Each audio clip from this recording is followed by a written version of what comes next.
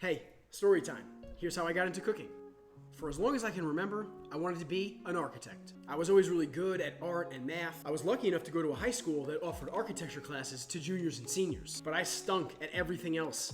I barely graduated. Then I went to our local community college that also had classes in architecture and design, and I stunk at everything else there too. I even got a job at a local architecture firm as a draftsperson. But in high school and college, you get to design and build cool things, like neat bridges that will hold a crazy amount of weight, or really cool houses that have no budget. But in the real world, as a draftsperson, you draw foundations, which is rectangle after rectangle after rectangle. And I knew that if I stuck with an associate's degree, I had to work under a licensed architect for 10 years before I could take the architect licensing exam. And I started to slowly lose my mind.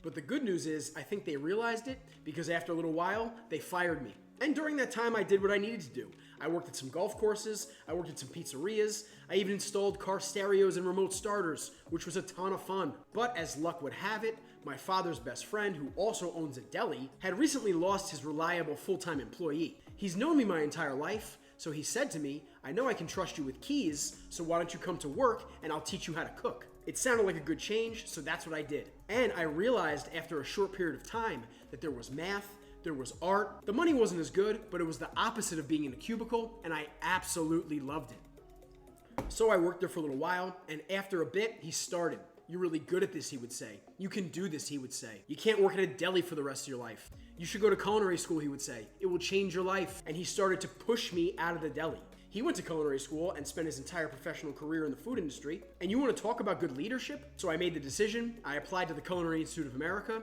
He wrote my letter of recommendation, and that's what I did. And it did change my life. I've got to work some really cool places all over the United States. I have incredible lifelong friends that will always have my back. And I give young cooks the same advice that I would give that 20-year-old version of me. Learn to make the decisions you know you need to make when you need to make them, and no later. This goes for managing people and for when you look in the mirror. And follow me if you've ever mentored someone or if you've ever been mentored.